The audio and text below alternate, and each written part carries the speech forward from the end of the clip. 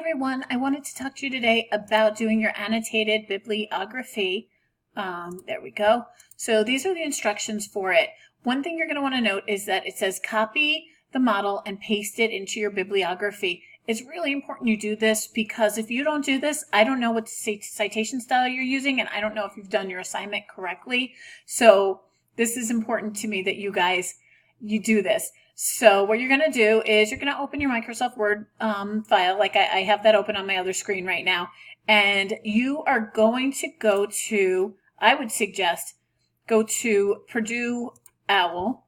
Here we go, which I brought up. Purdue OWL is, OWL stands for Online Writing Lab, and Purdue is a university. Now, they have created the most extensive online writing lab that there really is out there. And if you do something, you learn it on Purdue OWL, you do something in your paper, your teacher says, well, you didn't do that correctly, and you say, well, I saw it on Purdue OWL, you show them the link or something like that, 90% of professors are probably going to say, well, if you saw it on Purdue OWL, then that's, really fine. Purdue OWL is just such a great resource. It has everything that you could possibly imagine in it. So you're going to choose, you got APA, you got MLA, Chicago, which is really the three types of citation styles that you guys use in the school. So you choose your citation style. I chose APA and I chose electronic source because really you guys are almost exclusively just using electronic sources like web pages from the school library. And you just go down to the model and you copy that and you are going to put that right into your Microsoft Word.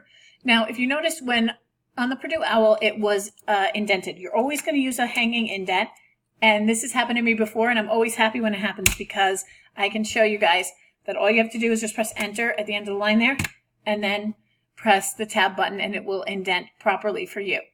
So you're going to do that, and then you're going to take the information from the article that you're using, and you're going to plug it in to, I'm pointing at my screen, to the model. So you'll put the author's last name and first initial, date of publication, title of the page, and then retrieved from this website.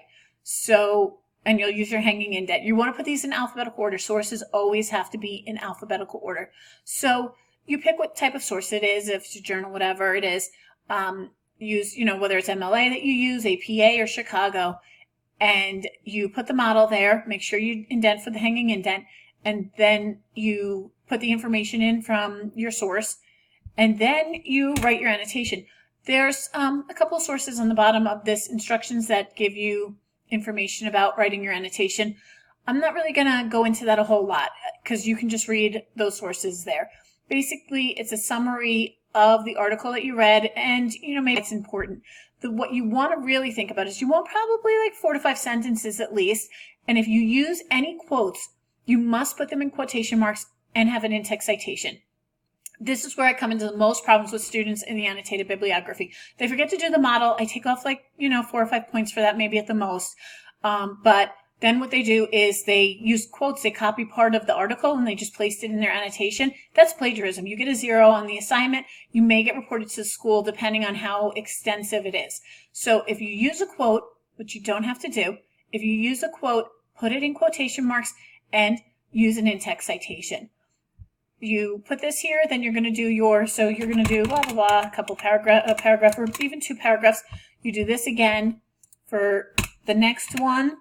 Then you do your citation, and then you do your annotation. And this is also an important thing, and this is where a lot of students lose a lot of points.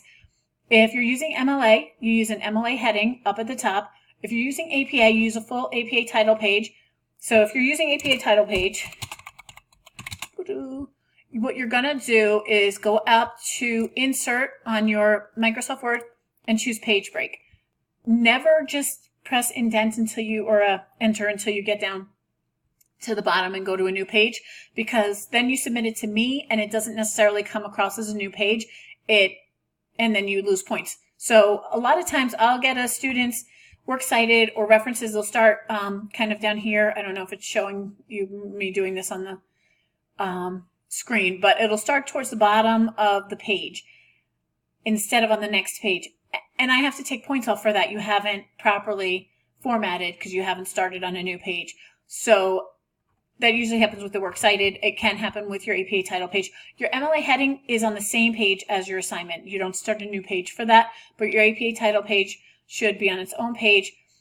When you're writing an essay, your Works Cited, your references also have to be on a separate page. Always use insert page break. So that is pretty much, I think, what I want to say for this. So your sources must use a hanging indent. They must be in alphabetical order. You must include your model. Make sure your annotation is long enough.